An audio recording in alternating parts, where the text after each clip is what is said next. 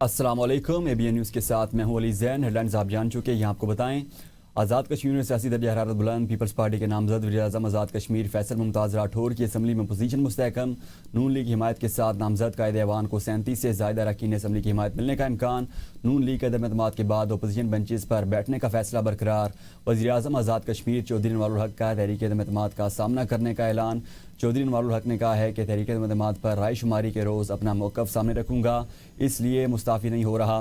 پرانا سیاسی کارکن ہوں، 22 روز سے تحریک عدم اعتماد کی تیاری ہو رہی تھی، دوستوں کے مشورے کے باوجود اسمبلی تحلیل نہیں کی۔ آزاد کشمیر قانون ساز اسمبلی کا اجلاس آئندہ آج 3 بجے طلب کیا گیا۔ تحریک عدم اعتماد کی کامیابی کی صورت میں 4.5 سال کے دوران فیصل ممتاز راٹھور آزاد کشمیر کے چوتھے وزیر اعظم ہوں گے۔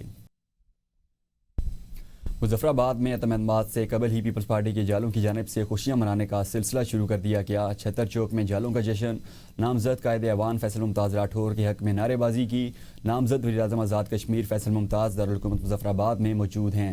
دارالحکومت میں پیپلز پارٹی کے کارکنان کی بڑی تعداد سڑکوں پر نکل آئی۔ جالوں کے چھتر چوک میں ڈھول کی تھاپ پر رقص کیا اور آتش بازی کا مظاہرہ کیا گیا۔ کارکنان کی جانب سے پارٹی اور نامزد قائد ایوان فیصل ممتاز کے حق میں شدید نعرے بازی کی گئی۔ فیصل ممتاز نے کہا، عوامی مسائل اب حل ہوں گے، انشاءاللہ عوامی حکومت نظر آئے گی، عوام کے ساتھ رابطہ بحال ہوگا، عوام کے مسائل حل ہوں گے۔ فیلڈ مارشل سید آصف منیر نے کہا ہے کہ جنگ مسلط کرنے والوں کو اسی طرح جواب دیا جائے گا جیسا مئی میں دیا۔ اسلام آباد میں اردن کے شاہ دوم کے زرانے کے موقع پر ایوان صدر میں فیلڈ مارشل آصف منیر نے غیر رسمی گفتگو کرتے ہوئے کہنا تھا کہ بھارت کے خلاف جنگ میں اللہ نے پاکستان کو سربلند کیا۔ انہوں نے کہا کہ پاکستان امن پسند ملک ہے، جنگ مسلط کرنے والوں کو اسی طرح جواب دیا جائے گا جیسا مئی میں دیا تھا۔ اللہ کے حکم اور اس کے فرائض کے مطابق اپنے فرائض کی انجام دہی کرتا ہوں۔ فیلڈ مارشل کا کہنا تھا کہ مسلمان جب اللہ پر بھروسہ کرتا ہے تو اللہ دشمن پر اس کی پھینکی مٹی کو بھی میزائل بنا دیتا ہے۔ انہوں نے غزوہ احد سے متعلق بات کی اور قرآنی آیات کا حوالہ دیا۔ دوسری جانب صدر آصف علی زرداری اور فیلڈ مارشل کے درمیان گفتگو ہوئی۔ پاکستان امن پسند ملک ہے، جنگ مسلط کرنے والوں کو ویسا ہی جواب ملے گا جیسا مئی میں دیا گیا۔ فیلڈ مارشل سید آصف منیر کا دو ٹوک اعلان۔ ایوان صدر میں غیر رسمی بات چیت کرتے ہوئے مزید کہا، دیکھتے ہیں اس رپورٹ میں۔ ایوان صدر میں اردن کے شاہ عبداللہ دوم کو پاکستان کا اعلیٰ ترین سول ایوارڈ دینے کی تقریب کا انعقاد کیا گیا، جس میں صدر مملکت آصف علی زرداری، وزیر اعظم شہباز شریف نے شرکت کی۔ نائب وزیر اعظم اسحاق ڈار، وفاقی وزیر اطلاعات Atta Tarar, chairman senate Yousaf Raza Gilani, governor Khyber Pakhtunkhwa Faisal Karim Kundi, خاتون اول Aseefa Bhutto Zardari, chairman Peoples Party Bilawal Bhutto Zardari, field marshal Syed Asif Munir بھی ایوان صدر میں ہونے والی تقریب میں شریک ہوئے۔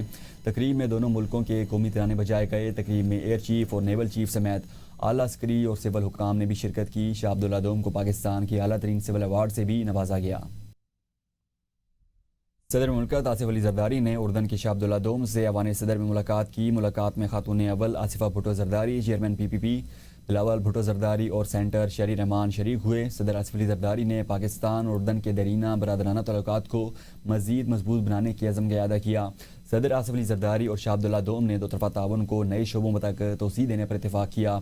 صدر زرداری اور اردن کے فرما روا نے مشرق وسطیٰ کی صورتحال پر تبادلہ خیال کیا۔ خطے میں امن و استحکام کی مشترکہ حمایت کا اظہار کیا گیا۔ صدر آصف علی زرداری اور شاہ عبداللہ دوم نے دو ریاستی حل کے تحت آزاد، خود مختار اور قابل عمل فلسطینی ریاست کے قیام پر زور دیا۔ شاہ اردن عبداللہ دوم نے پاکستان کے global industries and defence solutions headquarters کا دورہ کیا، جہاں انہیں ادارے کی صلاحیتوں اور مصنوعات پر تفصیلی بریفنگ دی گئی۔ ISPR کے مطابق اس دورے کے دوران ان کے ساتھ اردنی سول اور عسکری وفد اور شہزادی سلمہ بھی موجود تھیں۔ فیلڈ مارشل آصف منیر نے شاہ عبداللہ دوم کا استقبال کیا۔ ISPR کے مطابق فیلڈ مارشل نے شاہ عبداللہ دوم کو پاکستان کی دفاعی پیداوار میں ہونے والی پیش رفت سے آگاہ کیا۔ اس موقع پر پاکستانی دفاعی ٹیکنالوجی کے شعبے میں ہونے والی ترقی اور مختلف جدید مصنوعات کی نمائش کی گئی، جن میں ڈرونز، اسپیکٹرم وارفیئر اور مربوط فائر پاور کا شاندار مظاہرہ شامل تھا۔ شاہ عبداللہ دوم نے ٹیلا فیلڈ فائرنگ رینج کا بھی دورہ کیا، جہاں انہوں نے پاکستانی افواج کی جانب سے پیش کی جانے والی مشترکہ فائر اینڈ مینوور مشق دیکھی۔ شاہ اردن نے پاکستان کی افواج کی پیشہ ورانہ مہارت کی بھرپور تحسین کی اور انہیں عالمی سطح پر اپنے میدان میں سرفراز تسلیم کیا۔ وزیر اعظم شہباز شریف نے اس موقع پر شاہ عبداللہ دوم کے لیے پاکستانی عوام کی محبت اور دوستی کا اظہار کیا۔ دورے کے دوران شاہ عبداللہ دوم نے پاکستانی افواج کے ساتھ اپنے قریبی تعلقات کو مزید مستحکم کرنے کی خواہش کا اظہار کیا اور فیلڈ مارشل آصف منیر کو order of military merit first degree کا اعزاز دیا، جو کہ دفاعی خدمات کے میدان میں انتہائی اہمیت کا حامل ہے۔ वज़ीर-ए-आला पंजाब मरीम नवाज़ की पाकिस्तान वापसी के मौके पर लंदन में मीडिया से गुफ्तगू। कहती हैं, मैं हल्फन कह सकती हूँ, हमने किसी से इंतकाम नहीं लिया। मुझे और नवाज शरीफ को सियासी इंतकाम का निशाना बनाया गया। मरीम नवाज़ ने कहा कि पाकिस्तान में जादू टूने पर हुकूमत चलाई जाने के बारे में पूरी दुनिया जानती है। फील्ड मार्शल ने पाकिस्तान को इंडिया के खिलाफ फतह दिलाई। पूरी दुनिया में इसकी पजीराई हुई है। जजेस के ज़मीर पहले क्यों नहीं जागे? मुझे और नवाज शरीफ को गलत सज़ाएँ सुनाई हुई, अब जजेस के ज़मीर सियासी तौर पर जागे हैं। वज़ीर-ए-आज़म शहबाज शरीफ आज एक रोज़ा दौरे पर कराची पहुंचेंगे। वज़ीर-ए-आज़म अपने दौरे में कैंट स्टेशन कराची की अपग्रेडेशन मनसूबे का जायज़ा लेंगे। वज़ीर रेलवे हनीफ अब्बासी वज़ीर-ए-आज़म को रेलवे की जानिब से कैंट रेलवे स्टेशन पर जदीद सहूलियात की फराहमी से आगाह करेंगे। रेलवे हुकाम ने कैंट रेलवे स्टेशन की तज़ीन और आइश मनसूबे के हवाले से इंतज़ामात को हतमी शक्ल दे दी है। श्रीलंका को पाकिस्तान के खिलाफ वनडे सीरीज़ में वाइट वॉश। रावलपिंडी में पाकिस्तान ने श्रीलंका को तीसरे वनडे में 6 विकेट से शिकस्त दे दी। मोहम्मद रिजवान 61, फ़खर जमान 55 रन बनाकर नुमायां बैटर रहे। तलत हुसैन 42 ने, बाबर आजम ने 34 रन स्कोर किए। सलमान अली आगा 6, हसीबुल्ला बगैर कोई रन बनाए आउट हुए। जेफरी वेंडर्स ने 42 रन देकर 3 विकेट्स हासिल की। श्रीलंकन टीम पहले खेल कर 211 रन बनाकर आउट हुई थी। Rising star Asia cup T20 के ग्रुप मैच में पाकिस्तान ने भारत को शिकस्त दे दी। पाकिस्तान शाहीन्स ने ग्रुप मैच में भारत ए को 8 विकेटों से हरा दिया। भारत ए ने पहले बैटिंग करते हुए 137 रन का हदफ दिया था। 137 रन का हदफ पाकिस्तान शाहीन्स ने 2 विकेटों के नुकसान पर हासिल किया। पाकिस्तान की जानिब से मास अदा कर 4 छक्कों और 7 चौकों की मदद से 47 गेंदों पर 79 रन बनाकर नॉट आउट रहे। पाकिस्तान तहरीक इंसाफ ने सियासत में शोर नहीं दिया, शोर दिया। वफाकी वज़ीर एहसन इकबाल ने कहा है, 9 मई को लाहौर में पाकिस्तान बनाने वाली हस्ती कायद-ए-आज़म के जना हाउस को जला दिया गया। जिस तरह दहशतगर्द हमारी फ़ौजी चौकियों पर हमला करते हैं, उन्होंने पाकिस्तान की फ़ौजी छावनियों पर हमले किए। पाकिस्तान को अमन की ज़रूरत है, इंतशार की ज़रूरत नहीं। उन्होंने कहा, भारत दहशतगर्दी की पुष्पनाई कर रहा है और PTI इस बयानिए का दिफा कर रही है। खैबर पख्तूनख्वा में PTI हुकूमत दहशतगर्दी के खिलाफ लड़ने के बजाय बहाने बना रही है। उन्होंने कहा कि सियासत में जिंदाबाद मुर्दाबाद बहुत हो चुका, अब वक्त है कि हम सब पाकिस्तान जिंदाबाद कहें और इस पर अमल करें। वफाकी आईन अदालत की पहली कॉज लिस्ट जारी कर दी गई। आइंदा हफ्ते वफाकी आईन अदालत में 3 बेंचेस मुकदमात की समाअत करेंगे। चीफ जस्टिस वफाकी आईन अदालत Aminuddin Khan court room number 1 में मुकदमात की समाअत करेंगे। Justice Hasan Azhar Rizvi court room number 2 में मुकदमात सुनेंगे, जबकि जस्टिस आमिर फारूक और जस्टिस के आगा पर मुश्तमिल 2 रुकनी बेंच कोर्ट नंबर 3 में मुकदमात की समाअत करेगा।